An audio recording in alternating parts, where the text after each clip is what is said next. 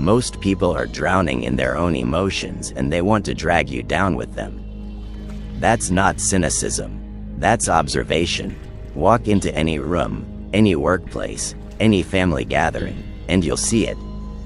Emotional people operating on autopilot, reacting to everything, controlled by feelings they don't understand, and the moment you refuse to join their chaos, they see you as the problem.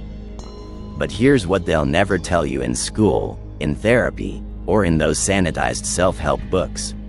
Emotional people are predictable. And predictable people can be navigated, understood, and ultimately transcended. Not through cruelty, not through manipulation, but through a kind of wisdom so ancient and so sharp that it cuts through emotional fog like a blade through silk. We're going to explore 7 laws today. Not guidelines, not suggestions, laws. The kind that Machiavelli observed in the courts of Renaissance Italy, where one emotional outburst could end your life. The kind that Marcus Aurelius practiced while ruling an empire full of schemers and flatterers. These laws aren't comfortable. They're not designed to make you feel good. They're designed to make you effective. And if you're ready for that level of clarity, subscribe now, because this isn't content for people who want to stay comfortable. The first law is brutal in its simplicity. Never meet emotion with emotion. When someone comes at you with anger, anxiety, or hysteria, your instinct might be to match their energy. To defend yourself, to explain, to justify. That instinct will destroy you. Because the moment you engage emotionally, you've entered their arena, and you're playing by their rules. Seneca spent years observing human nature from positions of both power and exile. He wrote, "The greatest remedy for anger is delay." But this goes deeper than anger. It applies to all emotional contagion. Someone's panic doesn't require your panic. Someone's urgency doesn't automatically become your emergency. Someone's drama doesn't need your participation. The person who remains calm while others lose their minds isn't cold. They're awake. Here's what happens when you master this law. Emotional people expect emotional responses. They've built their entire strategy around triggering you. When you don't react, when you remain centered and clear, you've just broken their script. They don't have a response to your non-response. And in that moment of their confusion, you have total strategic advantage. Not to attack them, but to see the situation clearly and act from wisdom rather than reflex. Think about the last time someone tried to pull you into their emotional storm. Maybe they were angry about something trivial. Maybe they were anxious about something you couldn't control. Maybe they wanted you to validate feelings that had no basis in reality. What did you do? If you're honest, you probably engaged. You probably tried to reason with them, to calm them down, to fix their emotional state. And how did that work? It didn't. Because you can't reason someone out of an emotional state they didn't reason themselves into. The second law builds on this foundation. Observe patterns, not events. Emotional people live in a constant present tense. Every feeling is urgent. Every situation is unique. Every reaction is justified by the moment. But you're playing a longer game. You're watching patterns unfold over weeks, months, years. And patterns reveal truth that individual events always hide. Machiavelli understood this intimately. He wrote, "Men are so simple, and so much creatures of circumstance, that the deceiver will always find someone ready to be deceived." But notice, he's not just talking about deception. He's talking about predictability. When you observe someone's emotional patterns, you start to see the architecture beneath their chaos. This person always plays the victim. That person always escalates conflict. This one always needs validation. That one always deflects responsibility. Once you see the patterns, you stop taking the events personally. You realize that their emotional outburst today is the same emotional outburst they had last month with someone else. You're not special. You're just the current target of a recurring program. And this realization is incredibly freeing. Because if their behavior isn't really about you, then you don't need to defend yourself against it. You just need to understand it and navigate accordingly. The third law requires something most people can't stomach. Accept that you cannot fix emotional people. You can't save them. You can't heal them. You can't logic them into stability. And every attempt to do so will drain you while changing nothing. This sounds harsh. It sounds uncaring. But it's actually the deepest form of respect. Because when you try to fix someone's emotions, you're implicitly saying, I know better than you how you should feel. That's not compassion. That's control wearing a compassionate mask. Epictetus, who lived through slavery and earned his freedom through wisdom, taught this clearly. If you want to improve, be content to be thought foolish and stupid. Applied here, it means, be content to let emotional people think you're cold, uncaring, or distant when you refuse to join their chaos. Their judgment of you is not your concern. Your inner peace is. Let me ask you something. How much of your energy goes into managing other people's emotions? How many decisions do you make based on how others might feel rather than what's actually right or true? If you're honest, it's probably more than you want to admit. And here's the cost. Every time you sacrifice your clarity to accommodate someone else's emotional instability, you're teaching them that their emotions control you. You're training them to be more emotional, not less. If this is landing for you, if you're recognizing yourself in these patterns, subscribe and turn on notifications. Most people will watch this and feel uncomfortable, then go right back to their emotional people pleasing. But you're different. You're here because you want truth, not comfort. The fourth law is perhaps the most Machiavellian. Create boundaries without explanation. Emotional people will demand reasons. They'll want to understand why you won't engage with their drama, why you won't absorb their anxiety, why you won't validate their unreasonable demands. And here's the trap. The moment you explain, you're inviting negotiation. You're suggesting that your boundary is up for debate if they can just understand your reasoning. But boundaries aren't negotiations.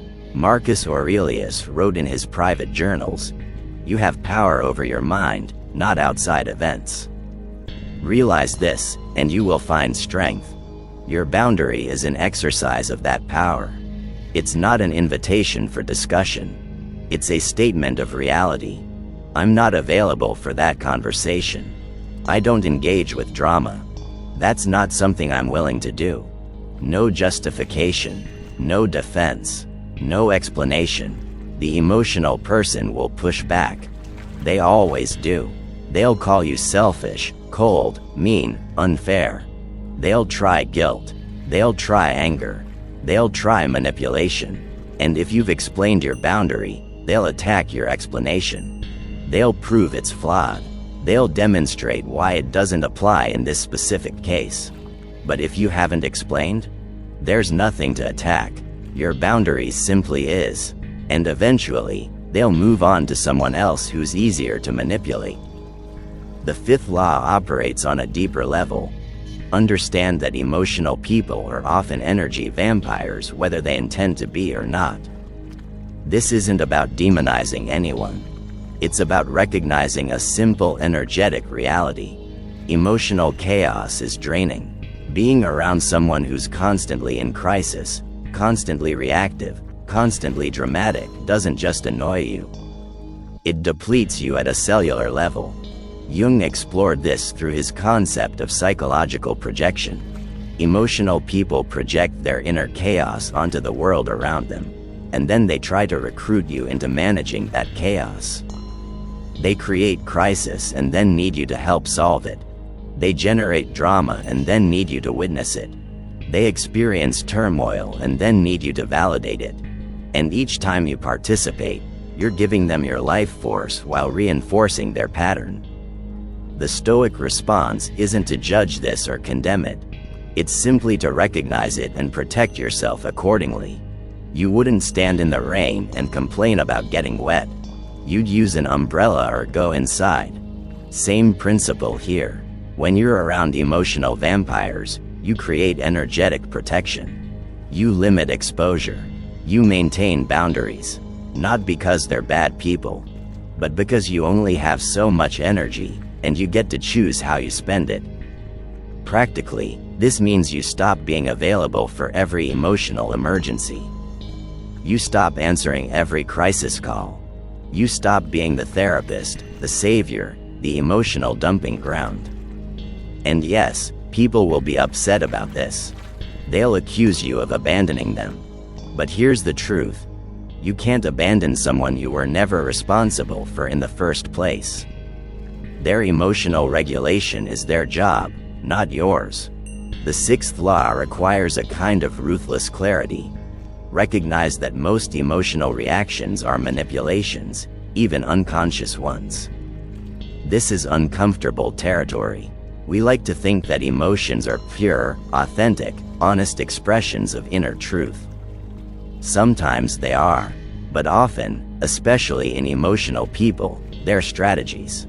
Anger is a strategy to control through intimidation.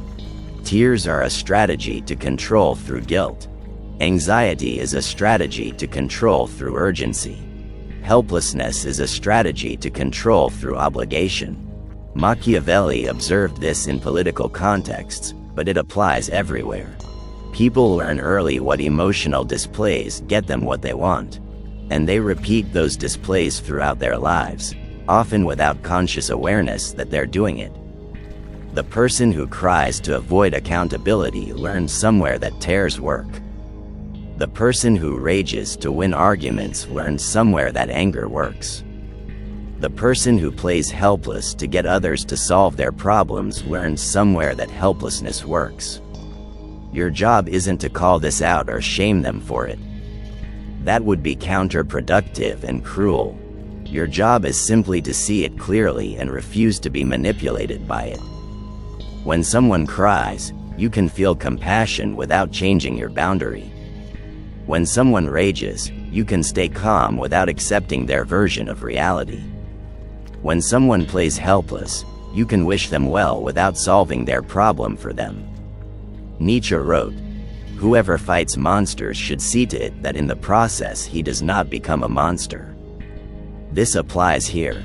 In outsmarting emotional people, you must be careful not to become manipulative yourself. The goal isn't to control them. It's to not be controlled by them. That's a crucial distinction. The seventh and final law synthesizes everything. Live by logic and values, let others live by feelings. This doesn't mean you suppress your emotions or become a robot. It means you don't let emotions make your decisions. You feel what you feel, you acknowledge it, and then you consult your logic and your values before you act.